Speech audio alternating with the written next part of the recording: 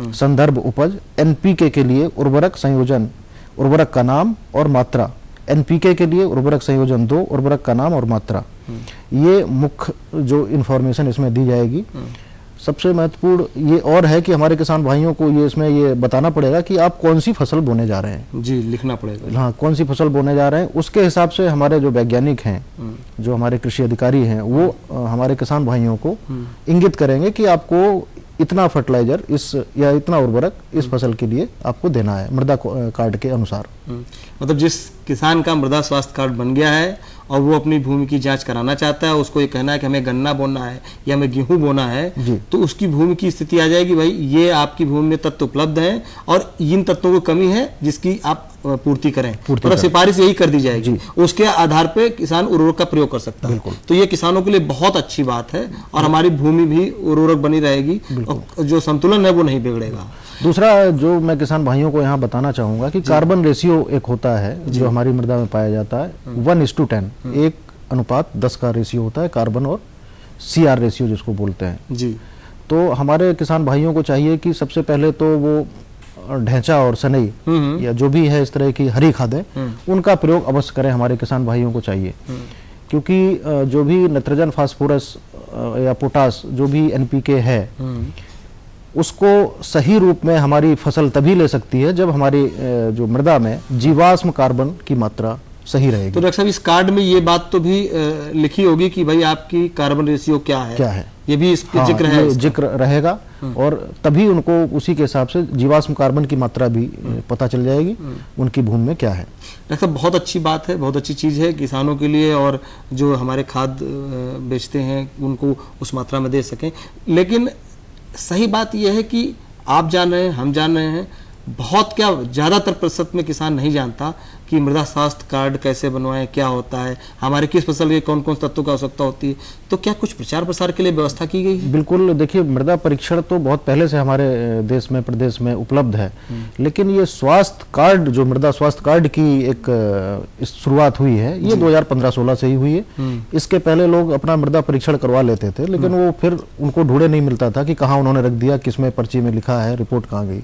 अब ये कार्ड, जैसे हमारा आधार कार्ड है, हमारे पास कई तरह के किसान भाइयों के लिए कार्ड हैं, उसी तरह से एक मृदा कार्ड ये उपलब्ध करवाया गया कि इसको आप संभाल के रखें और अपनी खेत में जब भी कोई फसल बोएं, उसके हिसाब से हमारे किसान भाई इसको देख के हमारे वैज्ञानिकों के पास जाके बताएंगे, उसी हिसाब से वो उनको सूचित कर देंगे कि आपको ये फसल बोनी है और इसमें इतना नाइट्रोजन, फास्फोरस और पोटास या हरी खाद का प्रयोग करना है। किसान भाइयों, मैं यहाँ पे बताना चाहूँगा कि हमारा जो टोल फ्री नंबर है कृषि विभाग का, ये इस पे 1800-180-151, इसको हमेशा ये उपलब्ध रहता है। इस पे आप, अगर आपको कोई किसी भी तरह की कोई दिक्कत आ रही है, तो आप इस पे भी हमारे वैज्ञानिकों से, अधिकारियों से पूछ सकते हैं कि कहाँ पे बनेगा और कैसे बनेगा, और बहुत ही आसान प्रक्रिया है, कोई दिक्कत नहीं है। किसान भाइयों, अवश्य इसको बनवा लें। ये फोन नंबर के अलावा कोई पंपलेट वगैरह ऐसा जारी होता है? पंपलेट कृषि विभाग द्वारा ये पंपलेट भी वितरित किए जा रहे हैं, और जो कि हमारे सभी तहसील और ब्लॉकों पे उपलब्ध है। किसान भाई ब्लॉक पे जाके उसको ले सकते हैं। ये अवधि क्या होती है? एक बार किसान ने बनवा लिया मृदा स्वास्थ्य कार्ड, तो वो कब तक चलता होगा? ये 3 वर्ष तक वैलिड रहेगा। 3 वर्ष तक आपको दोबारा बनवाने की जरूरत नहीं पड़ेगी। एक बार बन गया तो 3 साल तक, 3 साल तक इंफॉर्मेशन उसमें भरी वो निःशुल्क है? निःशुल्क है। और जो परीक्षण होती है मिट्टी को, उसमें कुछ देना होता है? परीक्षण के लिए कुछ थोड़ा सा 7 या 10 रुपए कुछ रखा गया है, और वो टोकन मनी के रूप में है। किसान भाइयों, मृदा परीक्षण अवश्य करवा लें। और जो मृदा परीक्षण लेने की विधि है, मैं यहाँ बताना चाहूँगा कि वो 6x4x6 का एक गड्ढा खोदें, V आकार का, और उस गड्ढे से आप मात्रा में जितनी भूमि में जितनी भी मृदा निकलेगी, उसको लेके आपस में मिला के उसके 4 पार्ट करें। 4 पार्ट करने के बाद आमने सामने के पार्ट ले लें और बाकी हटा दें।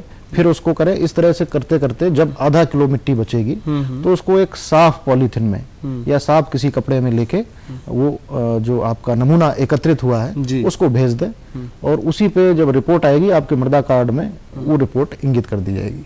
तो मृदा कार्ड भेजने, जहाँ सैंपल दिया जाता है वहाँ मृदा कार्ड भेजना पड़ता है या डाटा उनके पास रहता है? नहीं, वो मृदा कार्ड हमें जब बन जाएगा तो इन्फॉर्मेशन उसी में भर दी जाएगी। अच्छा, उसमें भर दी जाएगी, फिर आपको मिल जाएगा। वर्तमान जो समय चल रहा है, हम अगर समय से जोड़ते हैं मृदा स्वास्थ्य कार्ड को या मृदा परीक्षण को, धान की रोपाई चल रही जो स्थितियां जी। हैं, तो क्या इसमें कैसे हम इसको जोड़ देखिए किसान भाइयों, खेत जब खाली होगा तभी आप उसमें से मृदा जी। लीजिए। अगर बुआई किसी फसल की हम कर चुके हैं तो फिर हमें मृदा परीक्षण नहीं करवाना चाहिए। जब खेत खाली होगा तभी हम करवा सकते हैं उसको, मतलब फसल के बोने के पहले। हाँ, तब उसकी संस्तुति की जा सकती है कि कौन सा वो लगेगा।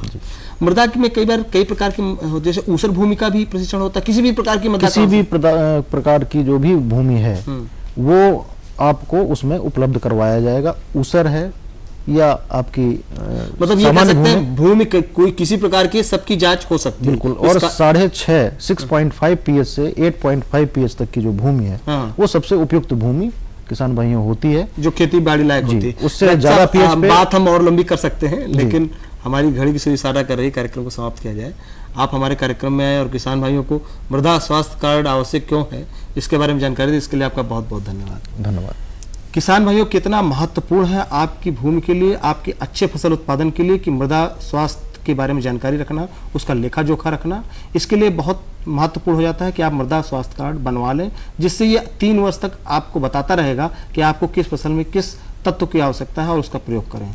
हमें आशा है आप इसे अपनाएंगे और लाभ उठाएंगे। नमस्कार।